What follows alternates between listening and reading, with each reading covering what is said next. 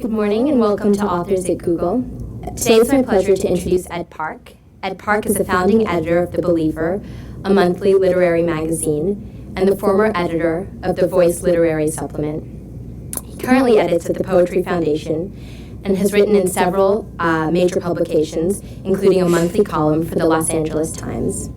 He also created The New York Ghost, a weekly newsletter that circulates around New York with humorous prose, poems, and dream transcripts. He's here today to talk about Personal Days, his new book that came out in May of this year. It's a hilarious look at the drudgery and banality of office life. Not that we would know anything about that. I'm reading the book and I can't stop laughing. It's clear from his reviewers that he's extremely talented, sharply funny, and always insightful. Please join me in extending a warm welcome to Ed Park.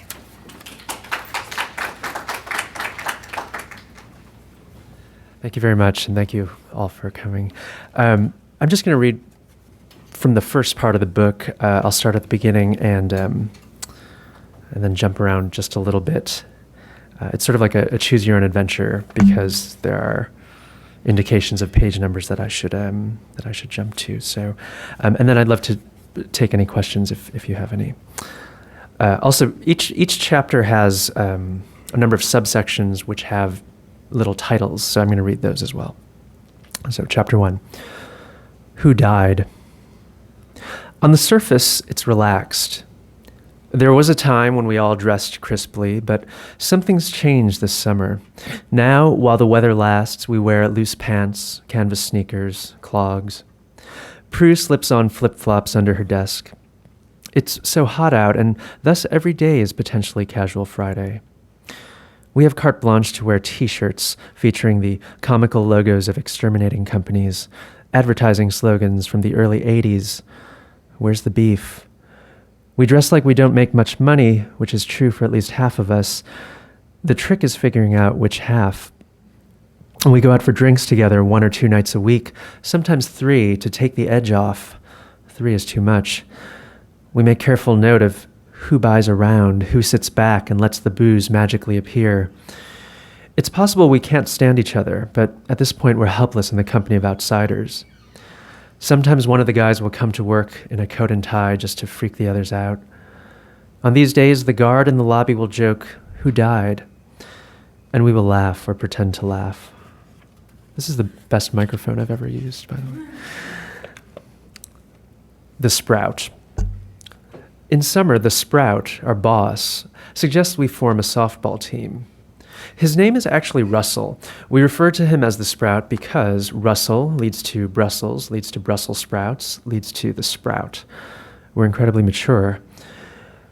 Jonah says it's hard to take the Sprout seriously because he's always using IE and EG in his sentences, vigorously but interchangeably, a mark of weak character. He sometimes gives us little salutes when he sees us in the hall. Lately, he's been flashing the peace sign. 65% of the time, he acts like he's our friend, but we should remember the saying, friends don't fire friends.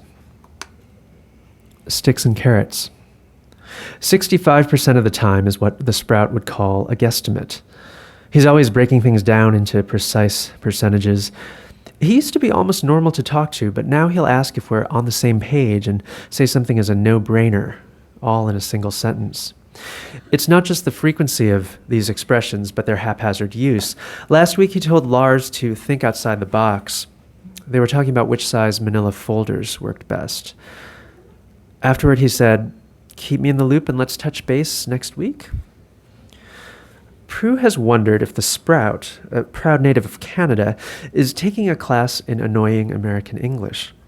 His new thing is a variation on, "I gave you a carrot, but I also need to show you the stick." So far this month, he said it to Prue, to Jack 2, to Laars.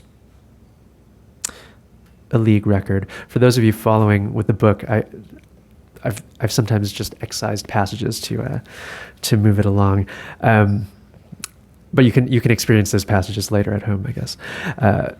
Okay, the next section. A league record.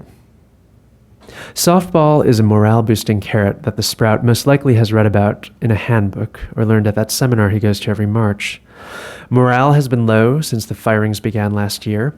Prue says morale is a word thrown around only in the context of its absence. You never look at a hot young thing and say, check out that spring chicken, but only use it to describe your great aunt. She's no spring chicken. Prue has a point.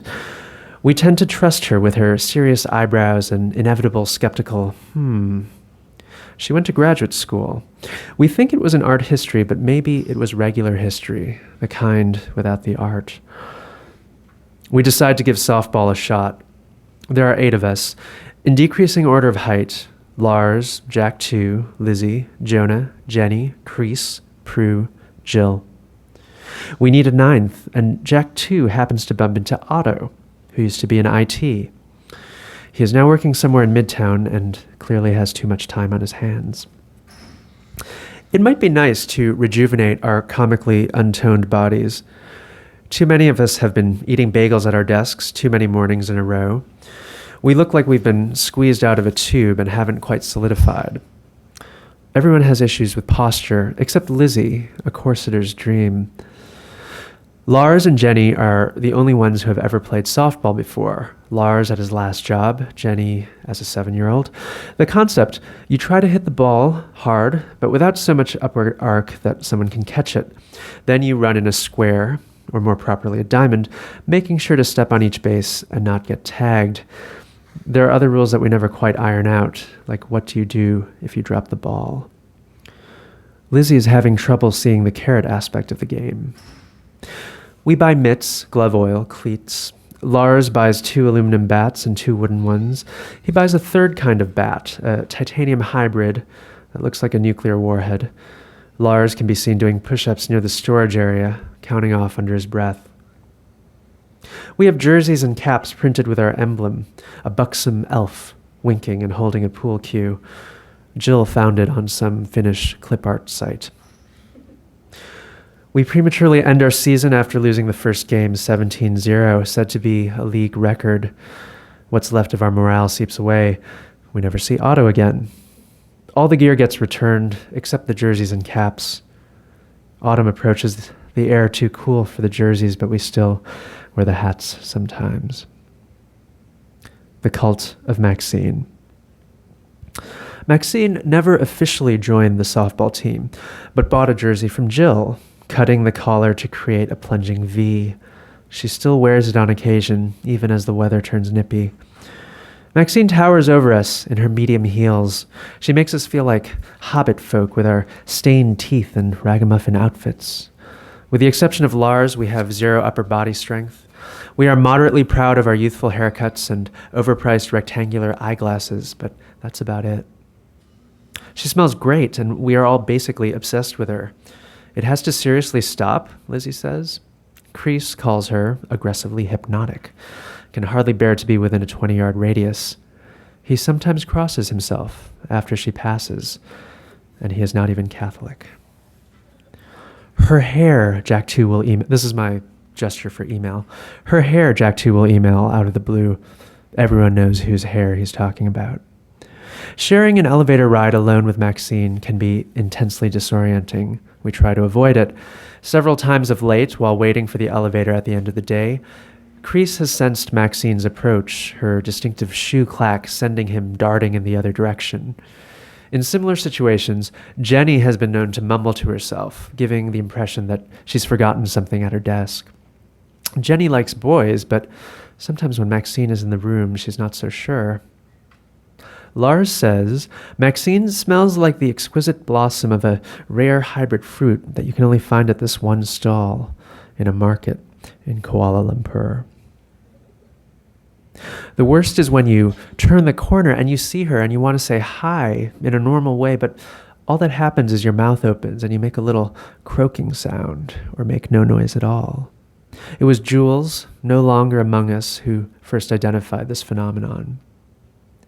There's so much to take in, not just her clothes or lack of clothes, not just her amazing hair, but her entire philosophy of being. You can detect an aspect of the beauty queen in her looks and high-gloss appearance, her attention-yanking laugh and borderline moronic statements. But Prue has argued, in the landmark case Prue v. Jonah, that she's not only not stupid, but definitely more accomplished than the rest of us. We don't know what's on that resume, but it doesn't matter. She's got that magic, that spark, utterly unclouded by self-doubt. Maxine is on a different track than the rest of us. She entered the office at a higher level, and we'll never catch up. By the time we reach her current position, in the event we haven't burned out, drifted away, she'll have scaled even greater heights, afloat on a cloud of boundless confidence and even more tantalizing sense. All of this should be illustrated in the manner of a medieval vision of the afterlife. Lizzie is lying. Empirically speaking, Maxine's not so hot, according to Lizzie, the nicest of us. This is what passes for dissent in our little group. I seriously don't see the appeal. In time, Lizzie comes to share our fascination, albeit in a different way. For Lizzie, what's interesting is the phenomenon of Maxine worship rather than her actual qualities. She compares it to when we all obsessed over that reality show in which ambitious people our age backstabbed and slept with each other in order to become chefs at an exclusive French restaurant, and then the restaurant turned out not to exist. Let's nod and say we did. Maxine's latest email bears the subject line, "Let's talk about sex." No, moans Prue, dreading yet another sexual harassment seminar. We never had one before Maxine came to the company. The seminars produced the opposite of the intended effect, making us feel like sex maniacs. But at least they're better than the mental health seminars the Sprout used to hold. Those made us depressed, even violent. Laars once punching the wall by the bulletin board so hard that his hand has never been the same. He blames this injury for his subpar softball performance. Today, Maxine makes wanton eye contact with the seminar leader, a lawyer named George. She's wearing a sheer shirt known commonly as that shirt. Prue knows the brand and everything. George looks like he's just come back from vacation and is about to go on another one. His relaxed manner is exhausting to contemplate. All of us secretly wonder why we didn't go to law school, and also whether it's too late. It is. The gist of the meeting is that you should never date anyone in the office, ever. You should also be extremely careful about what you say to someone of the opposite or indeed the same sex.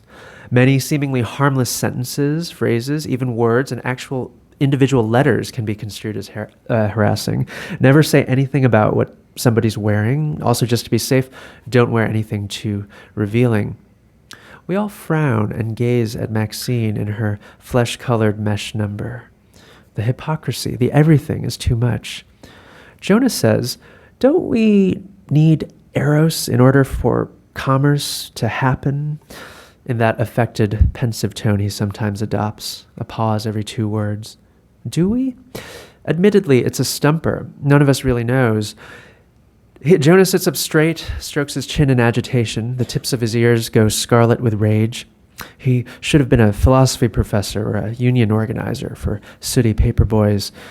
He says that by the logic of the seminar, the subject line of Maxine's email constitutes sexual harassment of sorts. He slaps the table. Case closed. The rest of us don't say anything, partly because we're afraid the Sprout is taking notes and will fire us, but mostly because we are getting hungry and have lost the will to fight. Usually at these meetings, there's a stack of sandwiches and coffee, what the Sprout would call a carrot, and sometimes actual literal carrots, but not today. Lizzie nudges Prue. The Sprout is in the corner, eyes narrowed in concentration, chin planted in chest. Jonah's remarks have sent him deep into thought, so deep that he is actually sleeping. The outside world. As we're filing out, George, the lawyer, asks Maxine, grab lunch? Just like that, 2 words. She beams at the prospect. Our jaws fall off their hinges and Crease mimes shooting himself in the head. Lizzie goes foraging for Claritin and Red Bull. Does anyone want anything from the outside world? She asks. On the way to the drugstore, she spies George and Maxine sliding into his car, a silver BMW. That's like the fanciest car I can think of. A silver BMW. Maxine is gone for the rest of the day. We have all been monitoring the situation intently. Laars says something critical of BMWs, German engineering, the legal profession as a whole. Laars rides his bike to work when he can. Today he wears a faded long-sleeve tee advertising a New Jersey swimming pool company, white letters nearly washed away, a recent flea market find. What could Maxine possibly see in George? Prue points out that George wears a clean shirt, the kind with buttons. Us, them. Is Maxine one of us? One of them? For the first few months, we were under the misapprehension that she was someone's secretary, but then we started getting memos from her, some with a distinctly shape-up, ship-out undercurrent. She might even outrank the Sprout. The subject merits closer, more fanatical observation. Could it be that the Sprout reports to her? Prue tells us how all of the Sprout's issues about working for such a practically mythological creature as Maxine get inflicted on us. His lust for her leads to his hatred of us, roughly. His fear of her makes him want us to fear him. As Prue talks, she flowcharts it on a pad, little multi-directional arrows and fear in huge letters. The CC game. Against the advisement of George, Maxine will sometimes compliment us on our hair or other aspects of our scruffy appearance. The next day, or even later the same day, she'll send an all-caps email asking why a certain form is not on her desk. This will prompt a peppy reply, one barely stifling a howl of fear. Hey, Maxine, the document you want was actually put in your inbox yesterday around lunchtime. I also emailed it to you and Russell, let me know if you can't find it. Thanks, Laars. P.S. I'm also attaching it again as a Word doc, just in case. There's so much wrong here. The fake vague around lunchtime, the nonsensical thanks, the quasi-casual postscript. The exclamation points look downright psychotic. Laars plays what he calls the CC game, sending the email to the Sprout as well. You should always rope in an outside witness in order to prove your competence or innocence. On the other hand, this could be seen as whining. Maxine never writes back. The Sprout will not get around to Lars's email for a week. He doesn't like to deal with the petty stuff, though it could be argued that he doesn't like to deal with the big stuff either. He'll study it for the email for a few seconds, frown, and then delete it. I'm going to read chapter 2 and then just a couple other things. Jackrub. Everybody needs a routine. Jack 2's thing these days is to drop by your cubicle between 2 and 3 every afternoon and say, "Who needs a back rub?" Even if you don't exactly raise your hand, he latches his mitts onto your shoulders and starts working away. It was nice at first, and then it was funny, but now it's out of control.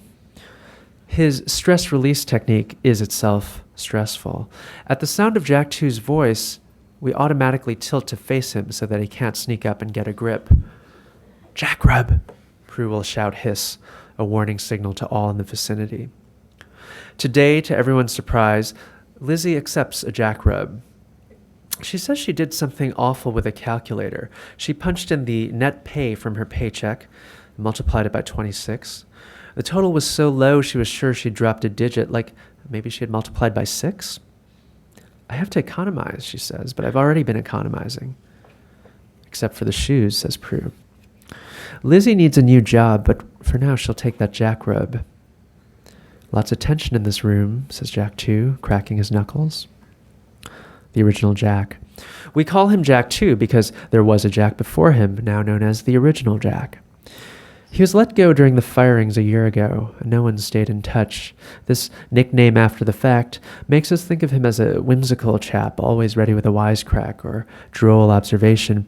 Actually, he was on the dull side and could be a total asshole. People drop off the radar once they leave the office. Week after week, you form these intense bonds without quite realizing it. All that time together adds up, muttering at the fax machine, making coffee runs, the elevator rides, the bitching about the speed of the elevator, the endlessly reprised joke as it hits every floor, making local stops. You see coworkers more than you see your so-called friends, even more than you see your significant others, your spouses if you have them. None of us do at the moment, though there are reports that Jenny's on the verge. Lizzie has a hunch that Crease was once married.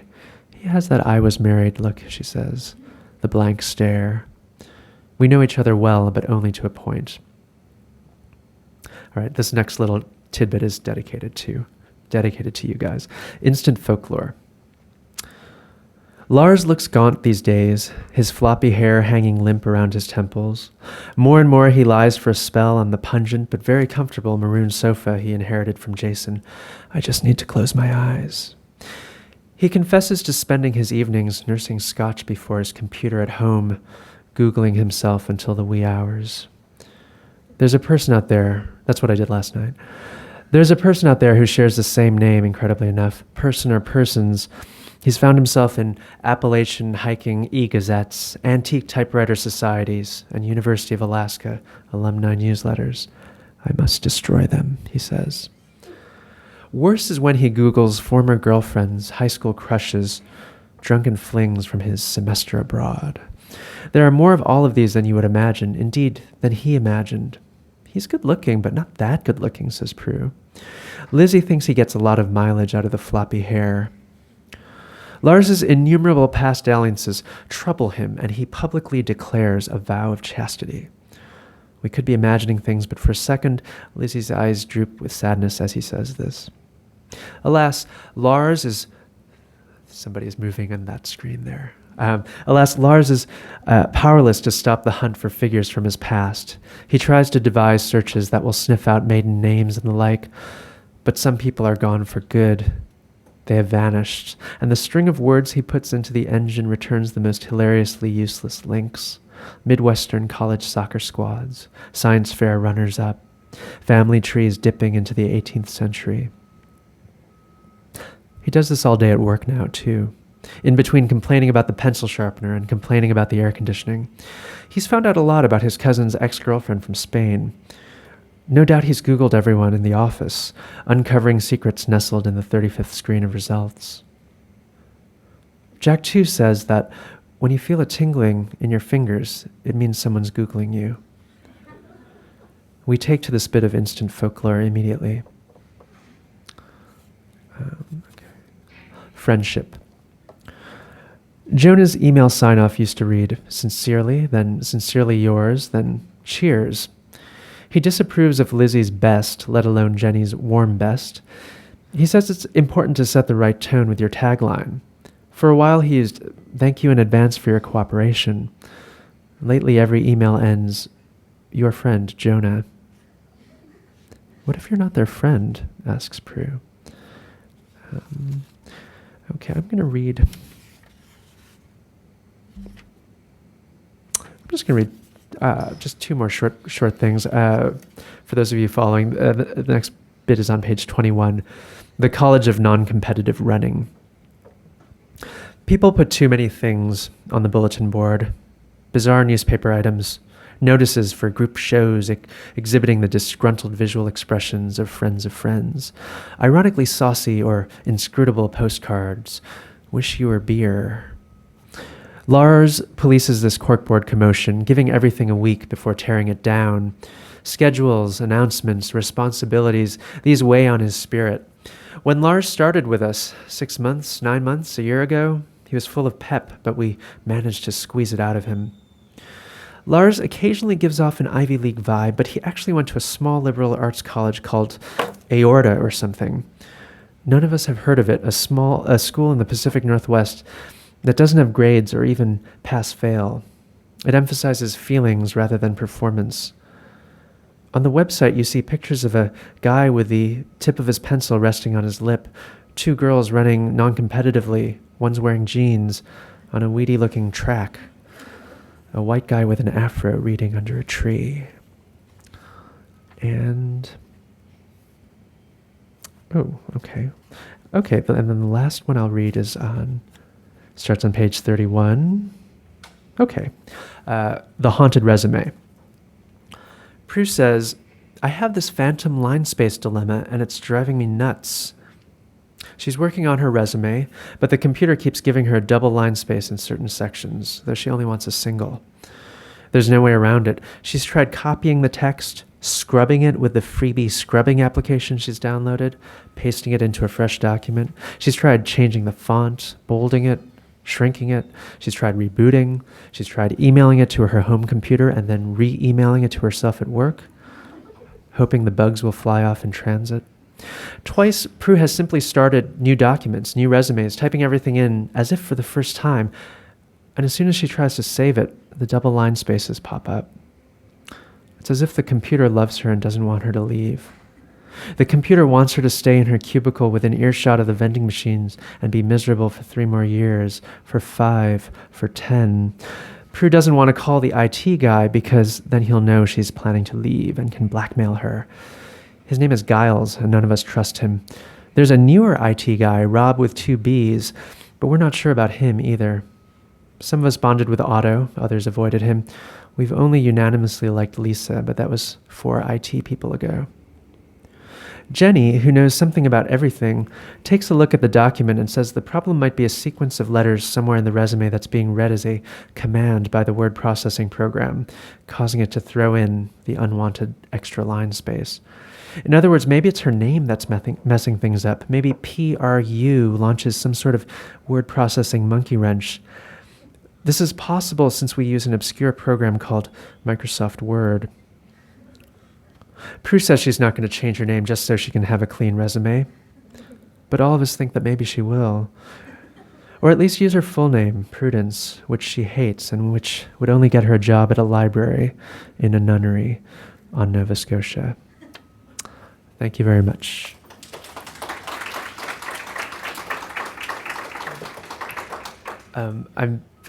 I'd love to take questions if there are any. And there's a microphone there.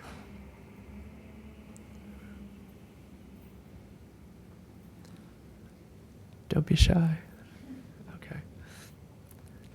How did this idea, or how did the idea for the book originally come about? Was it from your own personal experiences in offices, or just a lot of fodder from friends? A little bit of fodder from friends, but sort of the main inspiration was bad times at my own in my own workplace situation. I had worked for The Village Voice, which is a newspaper in New York, for about 10 years. And toward the end of that, like about 2 years before I was let go, all these strange things started happening. People started getting fired in waves, which is very strange for such a small, it was not a very big place to work. And I went out to lunch one day and I came back and like 7 people had been fired, and a couple of them pretty close friends of mine. So I started just typing out some notes to myself, kind of fictional notes, made up some names, didn't really know what it was, and kind of put it aside for a while. And then the next year, the same thing happened, and more people got fired. And I called up the document again, and suddenly that was the voice that was speaking to me, like the situation that was presenting itself. And I suddenly wanted to write about the office. And, I'd been at the same place for quite a long time, relatively speaking.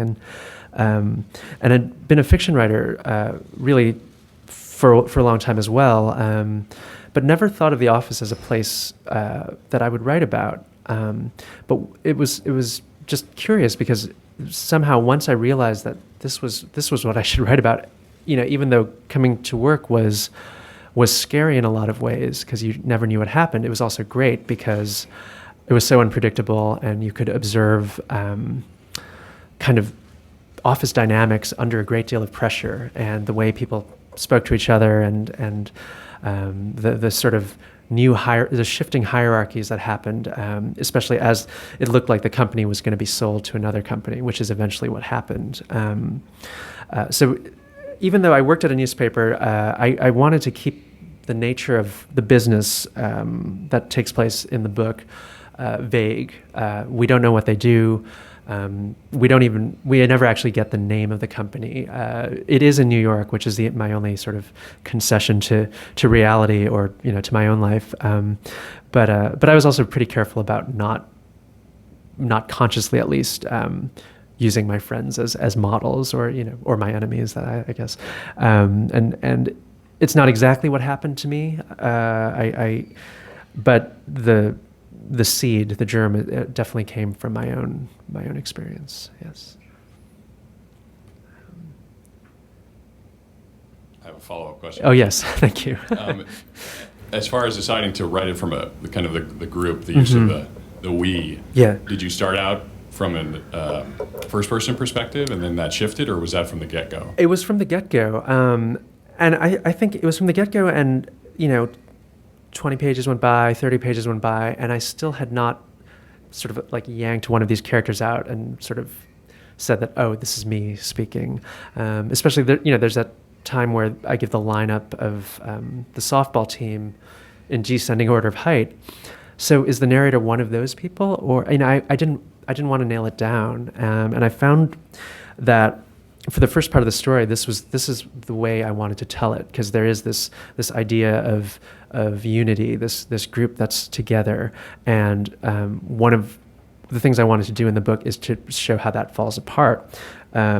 So the first part of the book is pretty much the way I've been, the way I read it, kind of short sections, this communal voice, this hive mind, a little bit gossipy and so forth.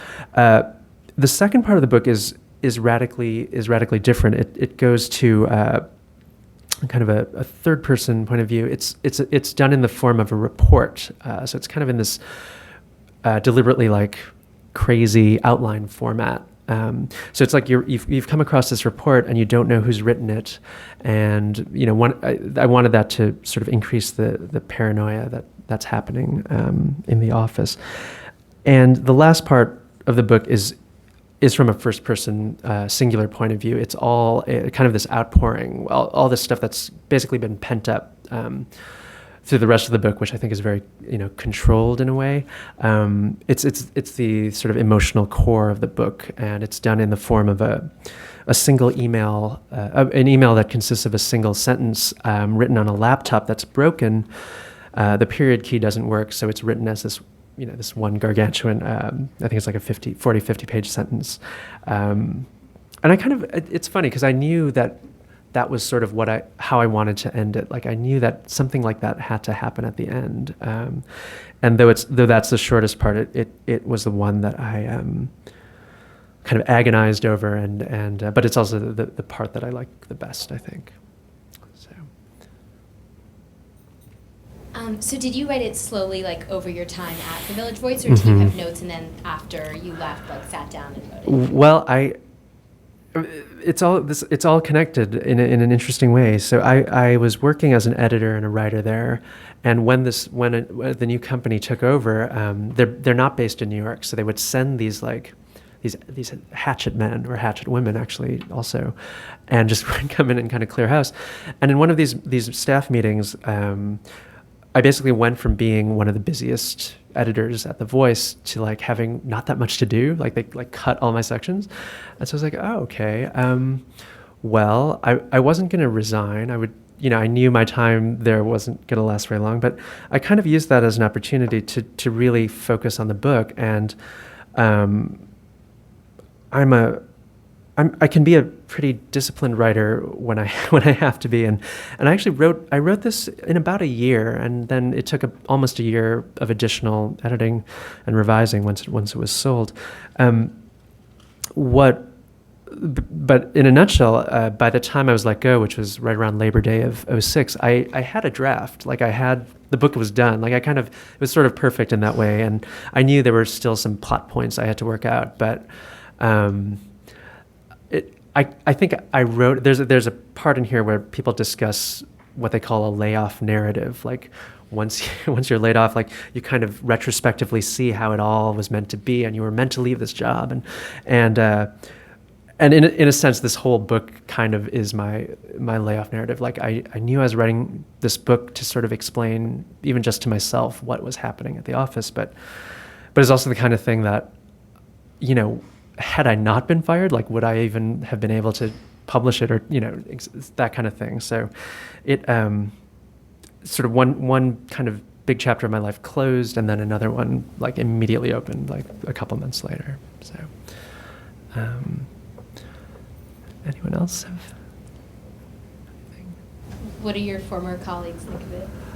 A lot of them have read it, and even before it came out, they sort of knew, heard that it was coming out, and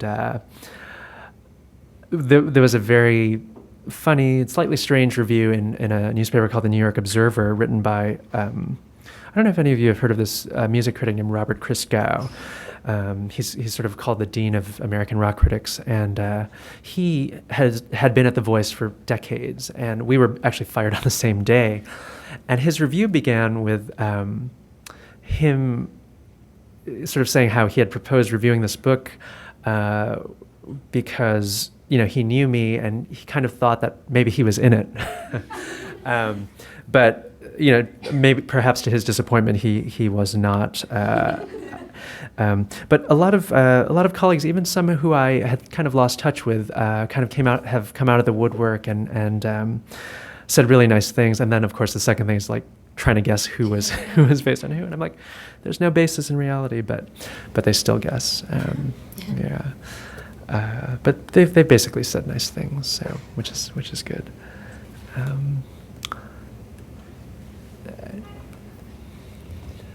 Can you disclose the significance of the raven or the crow on the front? The crow on the front. I was really happy to see the crow there. This was like the first design that they showed me, and I loved it.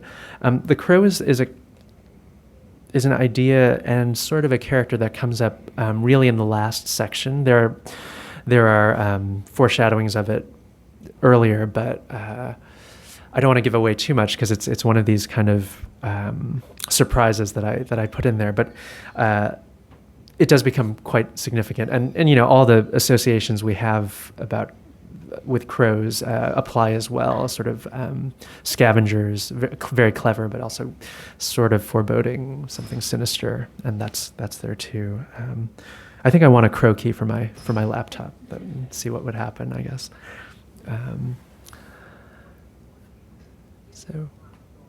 Hi.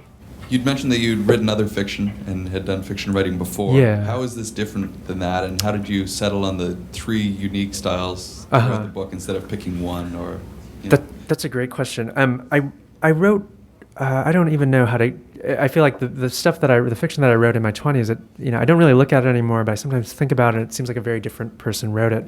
I was young and I was kind of had these grand ideas of what fiction had to be, and very a lot of wordplay. I was very much enthralled to various literary idols of mine, Nabokov being probably the biggest one, a little bit of Pynchon, that kind of very young man's type of book. And I wrote one. It was like 500 pages, slightly unreadable, and never went on. It got shopped around, never went anywhere. So I was going to write another one. I wrote another one. It was like 400 pages. I thought it was more accessible.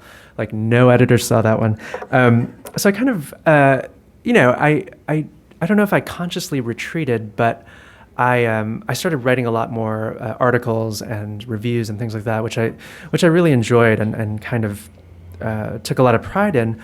And the fiction, I had some projects that kind of stalled, and I wrote a few short stories like in the early 2000s, which I liked, but which are very much kind of deliberately surreal, maybe overly so. What might be called like slipstream fiction, like one story takes place in someone's brain, that kind of thing. So I kind of a rarefied. My notion of fiction was maybe a little too rarefied for its own good. What I liked about this project was that it, like I was saying, it was grounded in something very real, and not just real to me, but I kind of got the sense that this was what other people could relate to, as opposed to a story in someone's brain. And your other question about the 3 distinct voices, one of the things I really wanted to do was, if this is a novel about downsizing or restructuring, as it was called when I was let go, shouldn't the book also have be restructured? Shouldn't the structure be something that changes? And the shifts are quite abrupt. So at the end of every section, it's kind of like it'll take a couple pages to sort of get with a new voice that's coming in. But I wanted it to be abrupt. Like I wanted it to be kind of violent in a way, to sort of reflect, what I think is like the very brutal nature of these things, these layoffs, which obviously happen all the time, and I'm not the first person to get fired. But for me, it was almost like a solution to a fictional problem. Like, how do you represent it? Like, I don't think I could have stayed in this same voice that I've been reading in and describe all these awful, progressively more awful things that happen. And they're also sort of, each voice kind of, it was for me like challenging, but also fun to try to reinvent it a little bit each time. And the last section, especially, like the technical challenge of it, the long 40-page sentence, it was incredibly difficult to do on some level, but it was also liberating. Like, I was kind of like, this is so crazy. I'm still writing this sentence, but I'm going to keep going. And there are authors that I admire. Thomas Bernhard is this late Austrian writer who, most of his novels are very short, but they're all one paragraph long. And so people like that in mind, that, I don't think the ending reads like Bernhard, who's very, very kind of dour and misanthropic. But the fact that there have been other writers who I've admired in the past who've done such things, and made me think it was possible. But thanks for that question. And if we want to follow your future endeavors in writing, where's the best spot? The best spot, my website, ed-park.com, where I obsessively post links to new stuff. I also blog a lot. My blog is called The Dizzies, so it's The Dizzies at thedizzies.blogspot.com. And it's weird because I actually blog a lot, and I haven't really been writing fiction for, anything new in quite a while. And I wonder what the point of blogging is, but I enjoy it. I think it's a distinct genre, and there are like great things about it. But you also wonder, like, will I ever write another book? Because I have like 9. I counted. I have 9 blogs.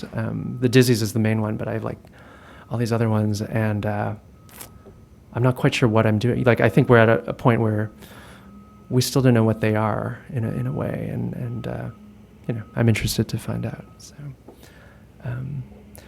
any other questions? Did the atmosphere in the book seem completely alien to you here in this beautiful office with wonderful color-coded chairs and just do you guys play softball? Or?